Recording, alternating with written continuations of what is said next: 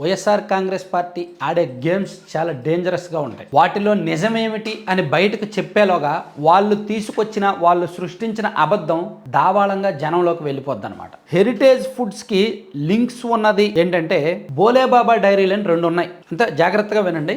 ఈ Bholebaba milk food industries private limited company వేరు, Bholebaba organic milk limited company వేరు. ఆ కంపెనీ యాజమాన్యం వేరు, ఈ కంపెనీ యాజమాన్యం వేరు. సో ఇప్పుడు హెరిటేజ్ ఫుడ్స్ వాళ్ళకి లింక్స్ ఉన్నవి, వాళ్ళ మ్యానుఫ్యాక్చర్కి సంబంధించి ఉత్పత్తికి సంబంధించి నార్త్ వైపు మ్యానుఫ్యాక్చరింగ్ సప్లై అంతా కూడా లింక్స్ ఉన్నదేమో ఈ అగర్వాల్స్ సంబంధించిన బోలేబాబాతో లింక్స్ ఉన్నాయి. కానీ ఈ టీటీడీ కల్తీ నెయ్యి వ్యవహారానికి సంబంధించి ఇన్వాల్వ్ అయ్యి ఉన్నదేమో ఈ విపిన్ జైన్ వాళ్ళకి సంబంధించిన ఉత్తరాఖండ్లోని బోలేబాబా. సో ఒక పేరు వాడుకున్నంత మాత్రాన ఇద్దరు సేమ్ అని చెప్పలేం కదా.